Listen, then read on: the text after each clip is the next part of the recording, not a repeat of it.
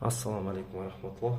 Урматтуу туугандар, мен силер менен бир ой менен бөлүшкүм келип турат. Бул нерсе уялуу. Уялуу жана адамдар эмне деп ойлойт, эмне деп ойлоп калышы мүмкүн деген тууралуу сөз. Өзүңөр көрүп тургандай, азыр мен бул камераны даярдап, өзүмө нар жактан күзгүгө коюп, өзүмдү видеого тартып жатам. Жана мага кичине баягы уялуу сезим болуп жатат да. Эмнеге? Себеби тааныштар көрөт, браттар көрөт, ахилер көрөт, достор көрөт, туугандар көрөт, анан эмнеге тартып жатат деген ойда. Бирок чын-чынына келгенде, эгерде бизде, эгерде сенде, эгерде менде бир идея болсо, бир сүйлөгөнгө бир сөз болсо, камерага сүйлөштөн же бир өзүңдүн оюңду билдириштен адам баласы уялбаш керек деген ойдомун. Эмнеге? Азыр ушундай бир прогресс технология заманында адам көкмээлик жагынан, макоолук жагынан, тупой жагынан хайп кармап, интернетте бир чоң бир популярдуу кылып жылдыз болуп жатышат да. Бирок эгерде сенде бир продукт болсо, эгерде сенде бир жакшы бир идея болсо, эмнеге сен уялышың керек?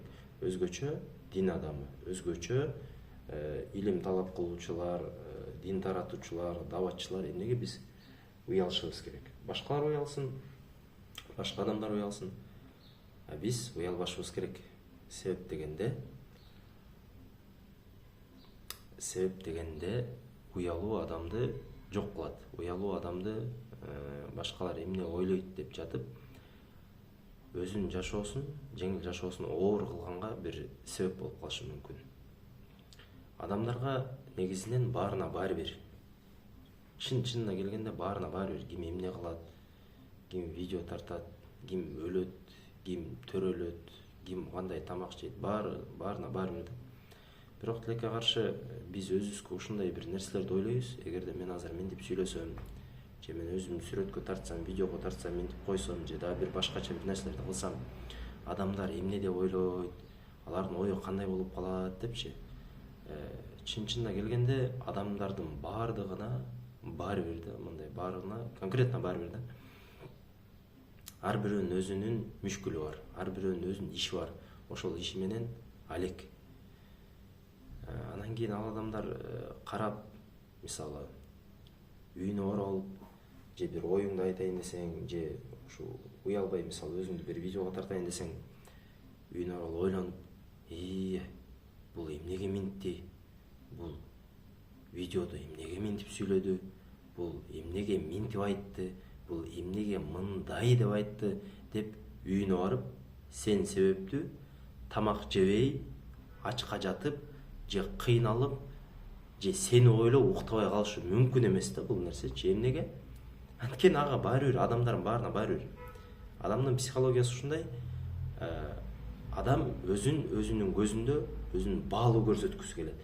Жана башкалар дагы аны баалуу деп ойлосун деген бир адамдын табиятында бар да, бул адамдын турпатындачы.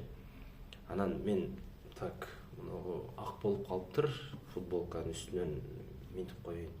Эмне деп ойлоп калат ушу видеодогу адамдар, жазышы мүмкүн да. Так, минтсем мындай сакалым кыйшайып калып атат, минтип коеюн. Мындай отурушум керек экен, минтсем мындай сулуу болбой калат экен деген нерсе бизди көп нерседен тозот. Ошондой эле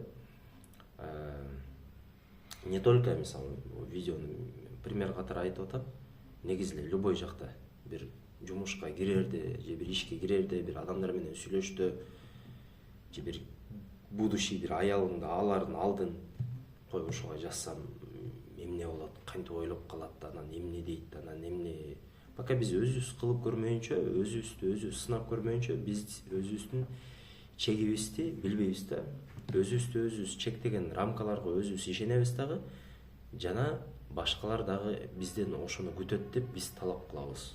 Жана аны чындап башкалардан күтөбүз. Эгерде ал биз ойлоп аткан нерсе башка адамдын оюна дал келбей калса, өзүбүздү жемелейбиз, башка нерселерди кылабыз, жана кыскасы уктабай да калышы мүмкүн. Уктабай да коюшу мүмкүн адам ошол себептен. Чын-чынына келгенде адамдардын баарына баары бир. Ар бир адам өзүнүн жанын, өзүнүн нафсин ойлойт. Анан эгерде адам баласында бир жакшы продукт болуп атса, эгерде дават иши болуп атса, же эмне болбосун адам мен ойлойм уялбаш керек деп. Эгерде, конечно, бул в рамках дозволенного, в рамках шарията болсо, ал өзүнүн оюн билдирип, айтып, жеткирип, видео болсо видео менен, башка болсо башкасы менен, же бир чоң чиновниктер менен сүйлөшүштөн, же бирөөлөр менен мамиле кылыштан уялбаш керек деп ойлойм.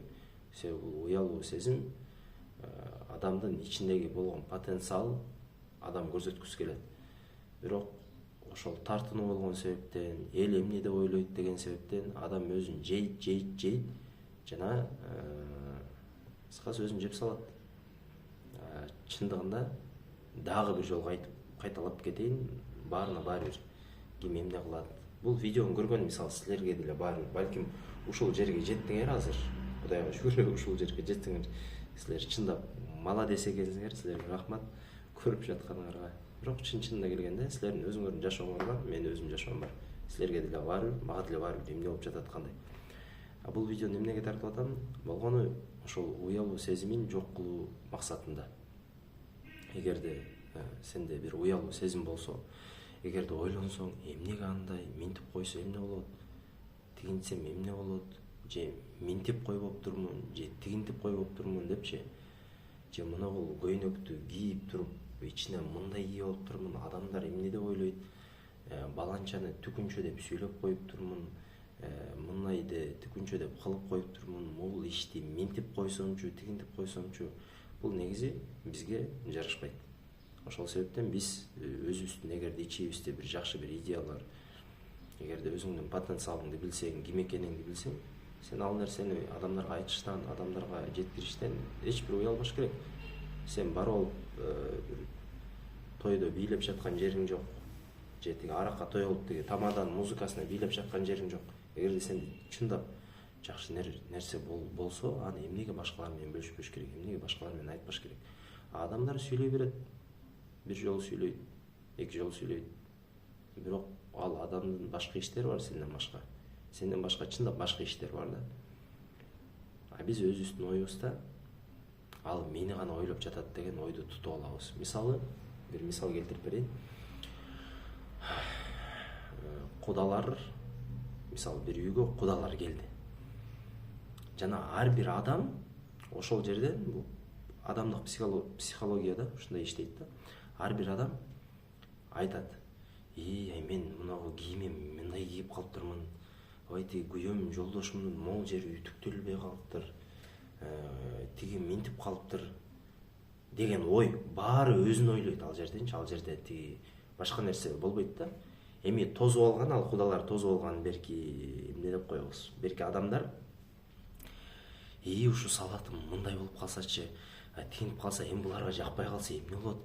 Эми булардын дасторкону мындай жасадык, анан буларга минтип калса кандай болот? Балким тиги куда малиновый варенье жебей калса эмне болот? Деген ойлор да. Ар бирөө өзүнө керектүү нерсени ойлонот жана аны башкалар ушинтип ойлоп жатат деп ойлойт да.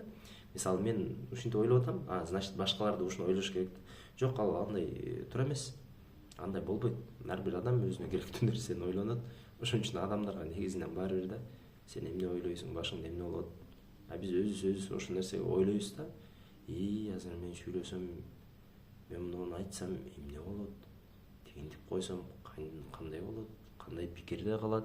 Эмне деп коет? Деген бул болгону уялчактык. Эгерде сенде айта турган сөз болсо, акыйкат болсо, машалла, Куран Каримди жаттап бүтсөң, аяттарын билсең, тафсирин билсең, сен айтпаганда ким айтат? Сен Аллахтын динин жеткирбегенде ким жеткирет? Бул эми менин сөзүм, баягы илимдүү адамдарга балким көрүп жаткандар болсочу. Сен Аллахтын сөзүн айтпаганда ким айтат башка? Азыр ушундай адамдар чыгып атат, эчтекени билбейт, анан кийин тиги интернетке чыгып жылдыз болуп атат да. Эгерде сенде потенциал болсо, аны кылып көрүүдөн уялбаш керек эч качан. Жанагы эмени мисал кылдым, кудалардычы, анан аягында мындай сөз болот да. Эми таарынбай кеткиле депчи, биз буну минтпей калдык, тигинтпей калдык. Ага вообще бар бир да, жанагы келген кудаларгачы столдо варенье болду, эмне болду, алар өзүн ойлоп атат да. тигилер өзүн ойлоп атат, тигилер ай кечирип койгула биз минтип коебуз, тигилер ай кечирип койгула бизден кетип калды, андай болуп калды, мындай болуп калды деген сөздөр да. Эми бирөөнүн вареньясы кичине сахара көп болуп кетсе, бирөөнүн борсогу кичине катуу болуп калса, аны менен жашоо токтоп калбайт да, аны менен өмүр бүтүп калбайт да. Ошон үчүн бул нерсеге менин оюмча жеңил караш керек, жана жеңил, вообще жеңил караш керек да, бул жашоо өзү жеңил да. Уялып тартына тургандай азыр учур эмес, өзгөчө биздин заманда. Эгерде сенде бир жакшы нерсе болсо, эгер жакшы нерсени алгың келсе, анда уялбай эле алышың керек, уялбай эле барып сурашың керек. Ошол нерседе чындап жакшылык бар. Эгерде бул видео кызык болсо, аягына чейин көрсөңөр, лайк баскычтарын басып, жана комментарийге өзүңөрдүн оюңарды жаза кеткиле. Силер эмнеден уяласыңар? Жана кайсыл учурда өзүңөрдү ушундай бир ыңгайсыз сезген учурлар, кайсы учурлар, кайсыл нерсени кылгыңар келет, жана ошону кылуу себептен силер өзүңөр уяласыңар. Ассаламу алейкум ва рахматуллах. Так, зарядку что-то пауза алып коеюн. Все, давайте, өчүргүлө видео.